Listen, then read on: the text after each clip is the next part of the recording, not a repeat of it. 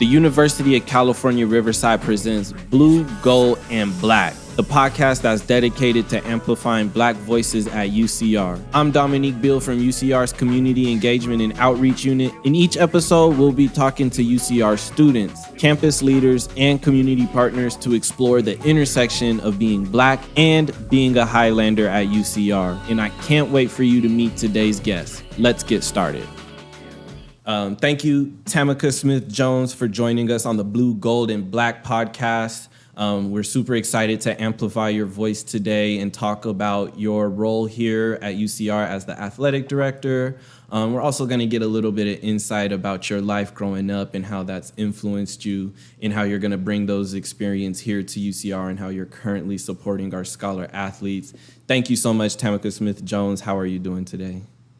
I'm doing great, Dominique. Thank you so much for having me. And I'm just excited about the opportunity to share my story, but also to share the trajectory of our scholar athletes here at the University of California, Riverside. Beautiful, beautiful. Thank you. Well, let's go ahead and get underway. So, Ms. Jones, if you could, please tell us, who are you? Where do you come from? What were some of your defining moments throughout your childhood? And if you can, also sprinkle in your Black identity and how that formed and developed and was nurtured throughout your childhood as well, please. Yeah, so I am Tamica Smith-Jones, and I was born in a humble family, Baptist family. My parents were ministers, and so that centered me in faith. Also from Atlanta, Georgia, so the home of civil rights and a lot of the transformation that the world has experienced over the years. So I got a chance to really grow up with my grandparents who lived with me for much of the time. I got a chance to grow up and visit them in Alabama, where my parents were from.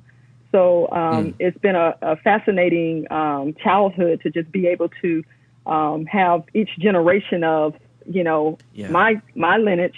For me to tap into it. My parents talked a lot about my grandparents, great-grandparents who I did not know, and how strong they were, and sharecroppers, and their challenges and struggles, and what they dreamed of us becoming as, children of their heritage. So I went to college in Alabama. I started out at a predominantly white institution. Actually, a fun fact is the institution that the passing of a great legend, John Lewis, applied to, qualified for, and did not get accepted into, and neither had a Black student during the 50s had that privilege, and that was Troy State University. And hearing that story and his passing and understanding that I was the dream that he had back then that he couldn't fulfill, but I was able to fulfill during the 90s when I was a freshman and sophomore at Troy State University. I was a full scholarship athlete. I had a great, fascinating time there, great scholarship, great academics, great sport, Division I, great sisters and other, campus classmates and other athletes that are part of my, family now. But I was missing something, and I did not know what it was at that time. But I ended up transferring after my sophomore year and went to Alabama A&M University and also in Alabama. So Alabama was a sweet spot because it wasn't too far from home, but it was far enough my parents couldn't get to me every day, right? Right. And so Alabama A&M, a historically Black college and university, was an awesome opportunity. They gave me a second chance because I left one love and sought out for something that I didn't even know what I was looking for at the time. But it was really trying to find, my Blackness, my completeness, who I was as a full person. And so I just can't be more thankful for my coaches at Troy University and my coaches at Alabama A&M who just, opened their doors to me, showed me a life that I did not, anticipate.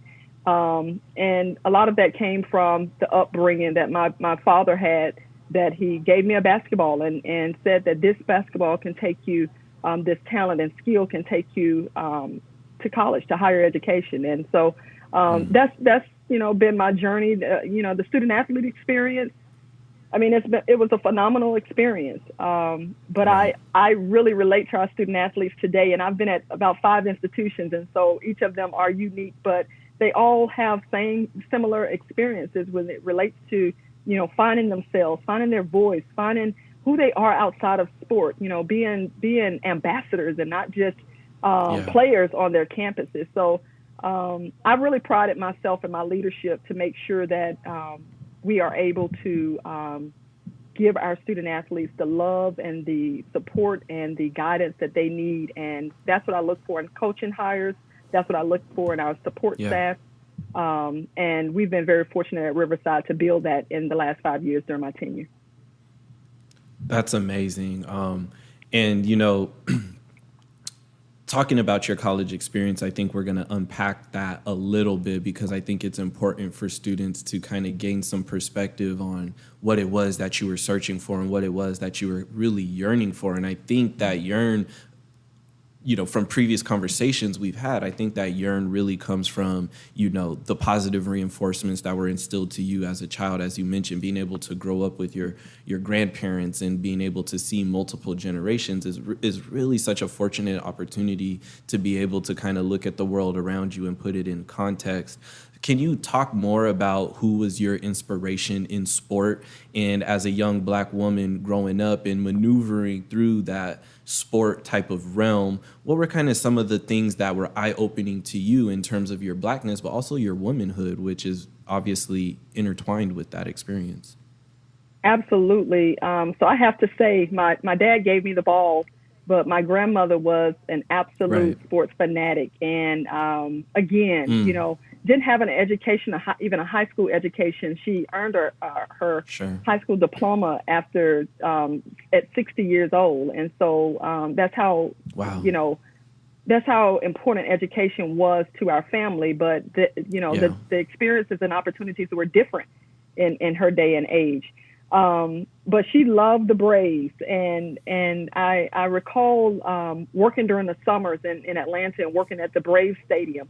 And for her birthday, I got her tickets to come to her first, not just a professional game, but any, sporting event outside of her Wow. TV screen. And she was fascinated Right. by it. And it was just one of those things as her grandchild to be able to give her that experience and her being able to see that was such a special place. But she watched sports every day. I watched it with her. I kneeled down beside her and watched it with her, and did not Wow. know how impactful that will be in me growing up in the profession now. But it Right. was something that kept me in conversation. It kept me in tune to it. We talk about who was playing what. She would watch the NBA. She would, watch the football games, anything that was going on. So today I am a bona fide sports fanatic, but it Right. doesn't stop with sports for me. It's the access to education through sports Yes. that is Yeah. so valuable, and I just try to make sure that didn't get lost because it was a great opportunity for me growing up. It's a great opportunity still for our student athletes that we recruit now, and I've got a 16-year-old and a 12-year-old coming up, and I'm showing them that it's a great opportunity for them as well. But to answer your question about just what I was feeling even in my time of playing sport, I didn't see Yeah. a lot of professional Yeah. sports, women in professional sports, playing. The WNBA did not exist when I was in Okay. high school and college. And so to see where Wow. sports has Okay. grown today is amazing. And I've had an opportunity to be a part of the NCAA Women's Basketball Committee. That's it's the pinnacle of a former student athlete, a former coach.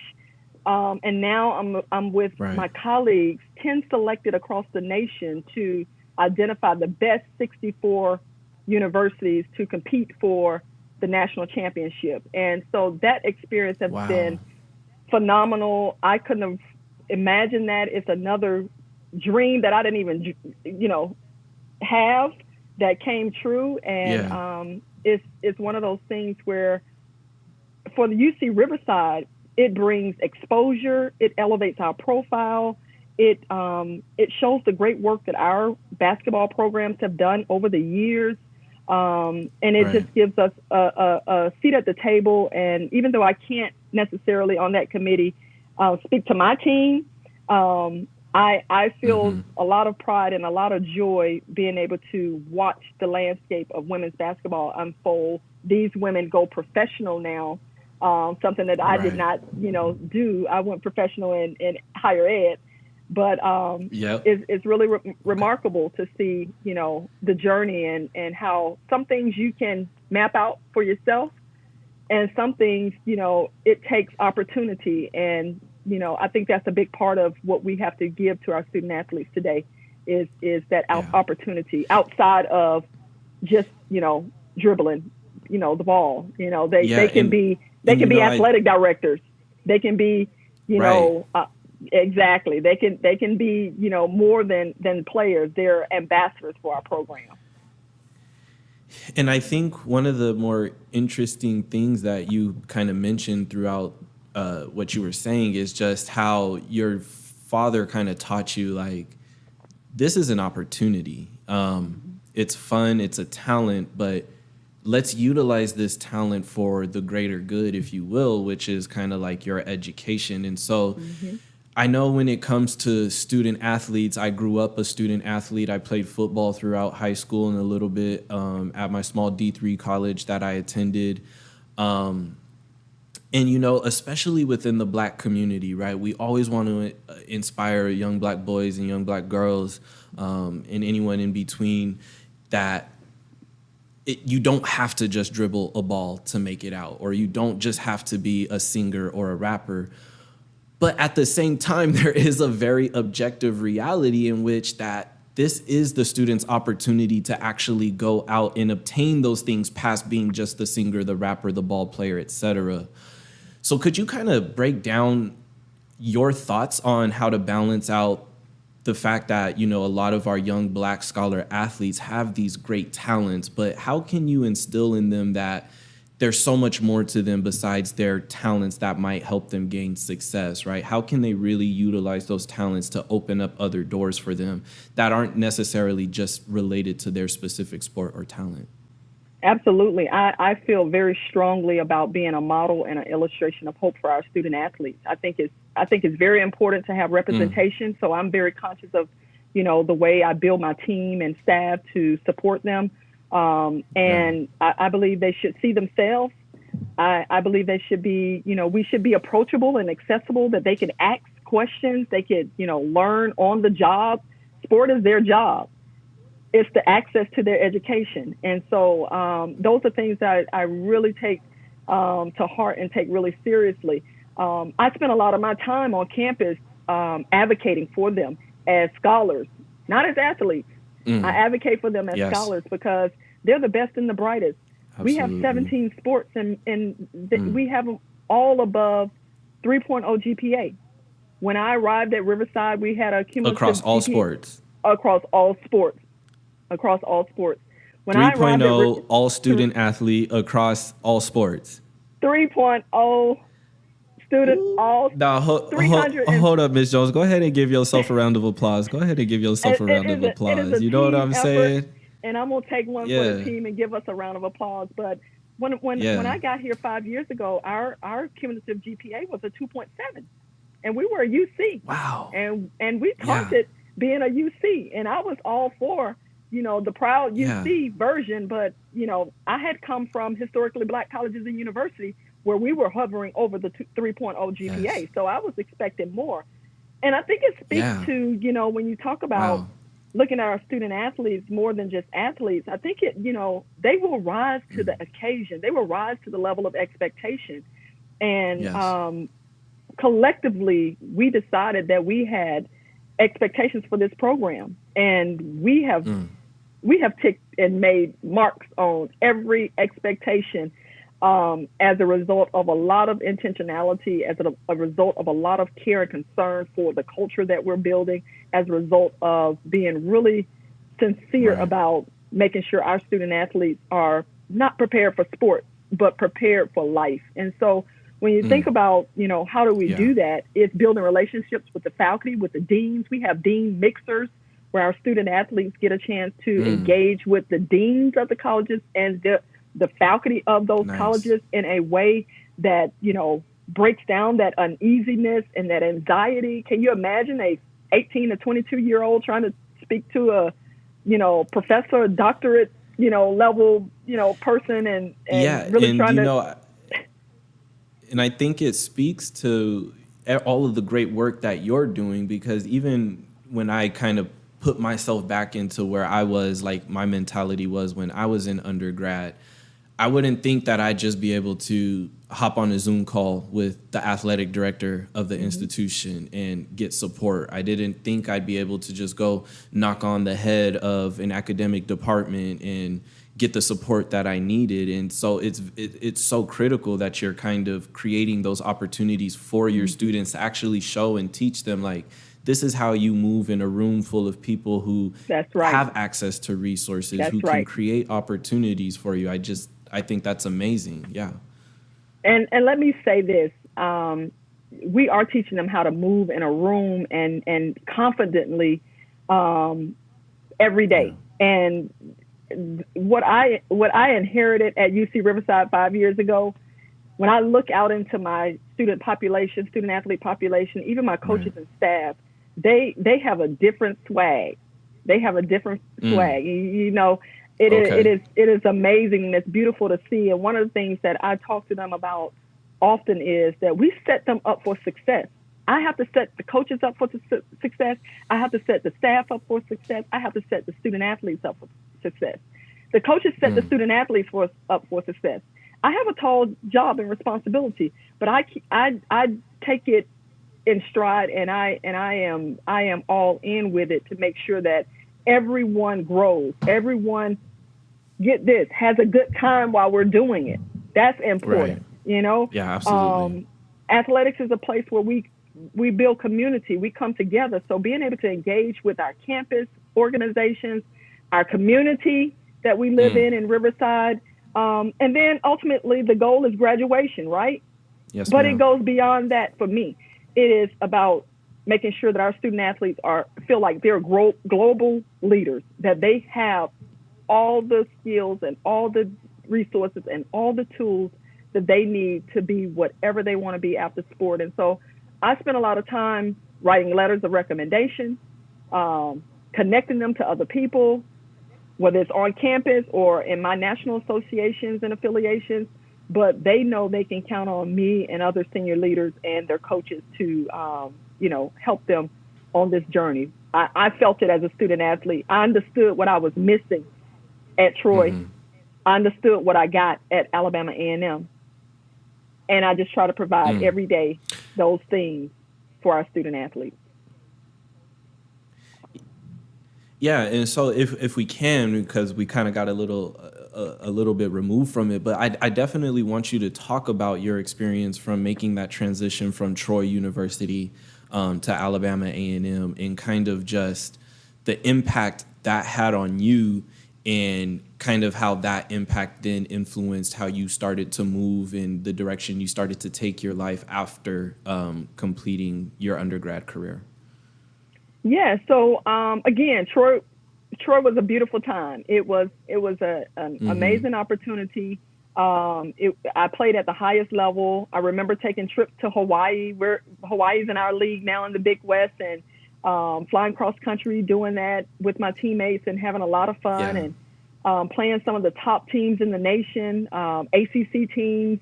Yeah. And so what I was missing at Troy, though, was the relatability, someone that I really felt like I could, connect with. I was recruited by a Black coach. Yeah. And Coach K is my favorite person of all times today. And we stay in contact with each other. We see each other yearly at the Women's Final Four. Wow. But again, the Black coach was almost like the Black athlete, voiceless, Okay, so should we talk about that, Yes. Okay. Yes, go ahead. No, go ahead and unpack that a little bit. This is what I'm saying. So, the student athlete, the Black student athlete, I am she. I'm not speaking to anybody. I'm not an expert in Blackness for anybody, but my own experience, right? The Black student athlete, absolutely.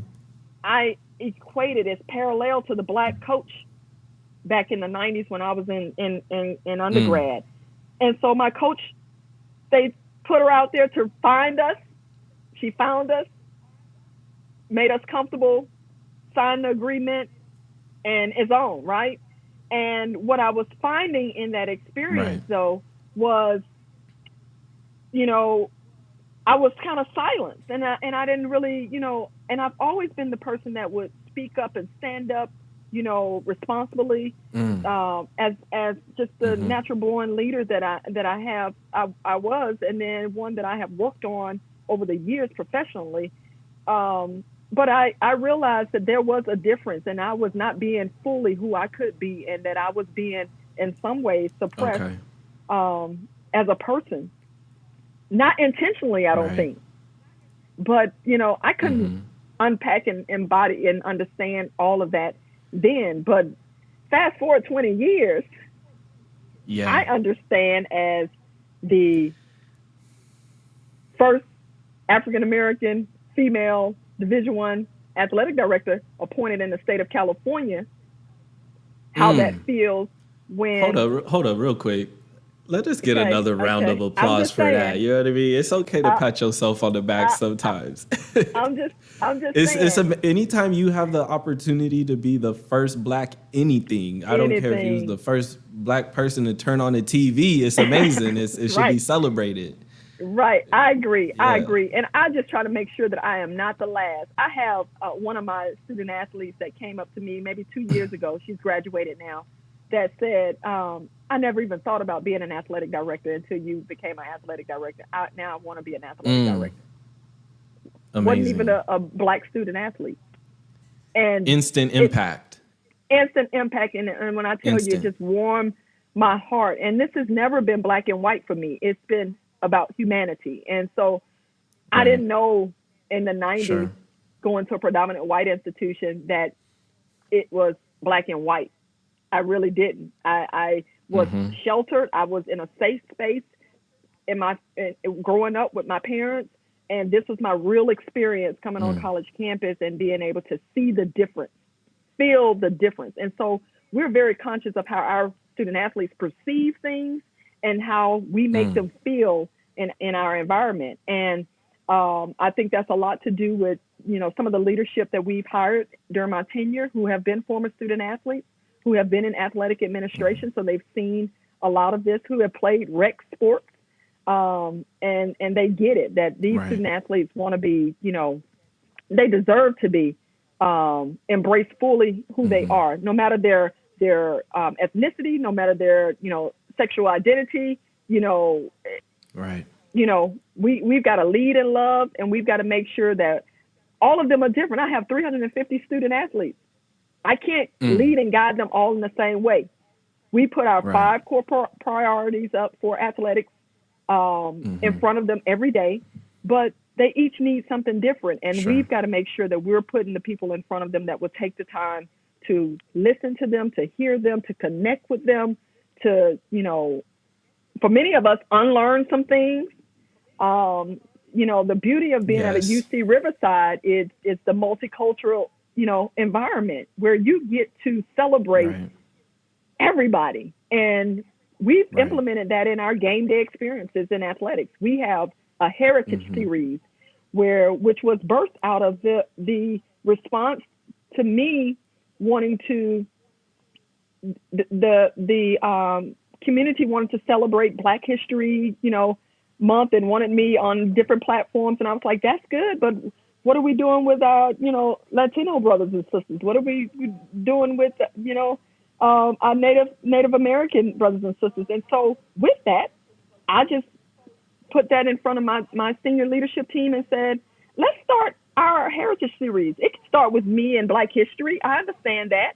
But let's do it for, other ethnicities as well. And so we had a Native American student athlete on our volleyball team. We got her tribe to come out and do a powwow during halftime. Oh, wow. It was beautiful. Yeah. We get the African student organizations to come and do their chants and dances. The Greeks to come and do their steps and things like that. and it just build community and build family. And Right. that's what our student athletes need to see and be able to feel like they can identify and that they're embraced in their culture, not having to step away. I think what I felt, going to college was I had to leave my family or my culture or my experiences behind. It was really no place for that in the space that I stepped into. It Right. was what they had created. And because they Right. had not integrated in a way that would, you know, set me up for the best experiences or in success, I had to find that. And when I tell you, when I went Mm. to Alabama A&M and that HBCU experience, I owe them everything, and they still get checks from me as an alum because Beautiful. they I nurtured tell me. They nurtured I tell me. my undergrads, stop calling me. Hey, I'm Stop trying to asking me tell for you, money. no, they can't stop. You gotta keep sending it to them. But they nurtured Yeah, me in a yeah. way that I did not even know I was missing. They helped amplify my voice in a way that I Mm. didn't even know was important or wasn't even essential Right. at the time. I was able to pledge the best sorority, Delta Sigma Theta sorority incorporated. Um, Delta Sigma Theta yes, sir. represent. Yes, sir. Represent. And guess what? Go ahead and th- At Troy, they didn't even have them on the yard. So they didn't I even mean, have them. they didn't have them on the yard. They didn't have them on the Okay. yard. But Okay. since then they do have them now. And actually, one of my teammates, my former teammates, who's my BFF, she pledged Delta. And it's just you fast forward and you see all the growth and maturation and the success, the challenges. All of it is applicable to what we give our student athletes today, and trying to have empathy and compassion for where they are, not for where we want them to be, not for who we want them to Yeah. become, but you know, from where they are, we take them. And let me tell you, I'm on a lot of recruiting um, meetings and intros with our student athletes when they're making a Yeah. decision to come here. I meet them, I meet their parents, and we promise them that we will send them back better, that they will come back with a degree, and that they will be better than they sent them to us. And I strongly believe that is important in that transition and in that maturation, and it really, it comes down to almost parenting every day, in in Yeah. in in a real way, because you care for them and you want the best for them, and sometimes they make decisions that may be off course, but you have to give them a second chance, and Yes. you have to just find a way to get them to stay focused on their goals and dreams. And the beauty of it is they do it within a team. They're not alone. And so, as Yeah. the leader and director of Yeah. the unit, I just try to make sure that I insert myself in a way, like I was telling you, to make sure that they have access to me, that they know the support that I have and the interest that I have in them being who they seek out to be. And that, it's just amazing because very clearly, and speaking for myself, but hopefully I can speak for some of our audience, it's very clear how your life experiences and the things that you went through are now manifesting themselves and translating through the work that you're doing, right? Making sure that the sporting events are as multicultural and accepting as possible, making sure that you're exposing your students to, higher up positions, meeting deans and provosts and et cetera, and creating those connections and teaching them how to navigate and move through. And so, I just love how intentional that you are with your work and what you're trying to do within athletics at UCR as a whole. I think your life's experiences really are coming out in the work that you're doing. I think it's a very, very positive thing for any student athlete, but in particular, our Black student athletes who are considering coming to UCR. These are the resources that you have available and the people that are here to care about you and let you know that you deserve success and they're not going to let you fail. And you brought up that you're very, very involved in the recruitment process of student athletes, which I think is super important and super critical. So if you could talk to our Black scholar athletes who are interested in attending UCR, if you can talk to them, how does a Black scholar athlete get recruited? What are some of the things that a Black scholar athlete needs to make sure that they have checked off on their list as they're getting ready to transition into higher level, higher education athletics? What are some tips and things that you can express to these Black scholar athletes to kind of help them while they're still in high school or even at the community college level, really make sure that they're putting their best selves forward, not only in their academics and their athletics, but just in general? Absolutely. Again, I am that Black student athlete. And I tell you, you have to, be comfortable in your own skin. That's I think the first thing, being comfortable, showing up completely who you are every day and having that confidence. Sometimes it's not easy, and especially if you're the only one or you don't have that representation or that mentor and that support. And that's what we can provide to you and for you at a place like University of California, Riverside. The second thing I would say is knowledge is power, and education is key. And you learn as much as you can. I mean, I am always trying to, inquire more, learn about, different things that I may not be strong in to make sure that I'm continuing to become fully who I can be. And so I would encourage them to get outside of their comfort zone from the standpoint if they're strong in English and not so strong in math, work on the math, get the tutor, get the support that they need. We provide an excellent academic support service here at UC Riverside. We have struggled in some past years trying to make sure that we had all the resources that we need, whether it was human resources or fiscal resources to build programming to support our student athletes. But guess what? With a cumulative GPA of a 3.0, you think we might have mastered some of that now. And so we're here to support a little something, because that's impressive. But the ARC on campus, the Academic Resource Center on campus, is tremendous. The academic advisors in all of the colleges. We have a lot of our Black student athletes, as well as others in the College of Humanities and Sciences and business. And so we build real close relationships and partners with those colleges and deans. And so the last thing I would say is, we're Division I program. We're striving to be the best in the Big West. So you've got to be yes, ma'am, skilled on the court, skilled in the classroom, and really ambassadors for our community. You're going to have a lot of people looking to you, up to you, a lot of press, a lot of media, a lot of marketing.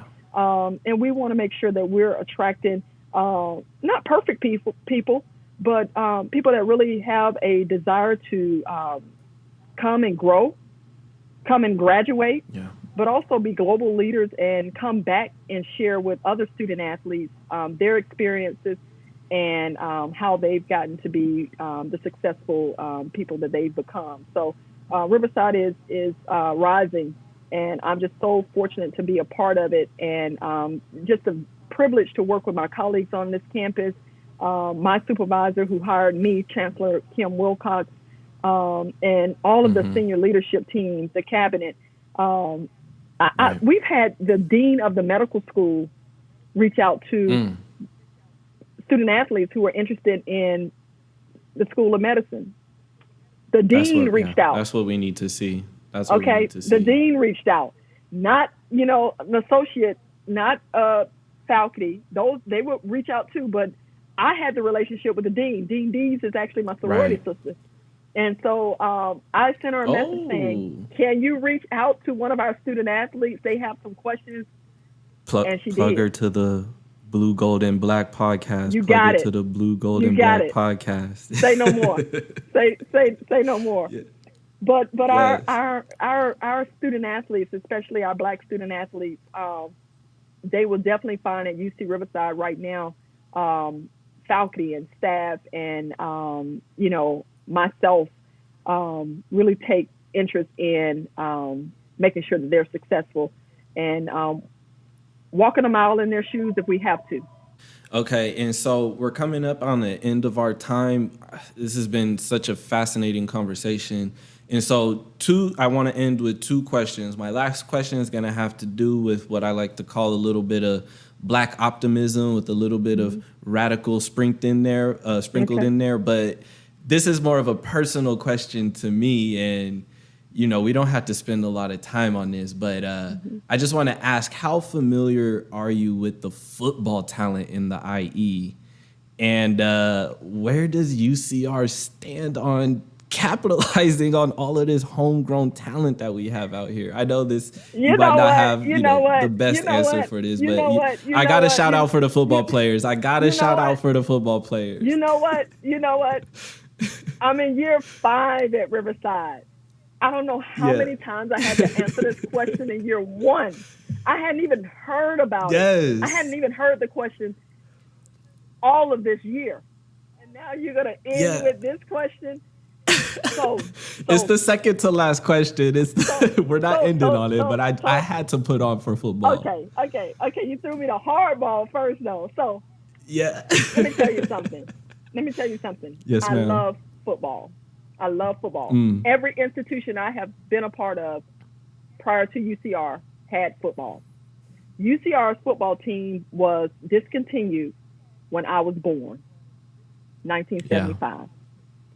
I have had the joy of speaking with many of the former players. Butch Johnson is one that lives in Texas, a brother who has been so supportive and embraced me. We have had football reunions where they've come back.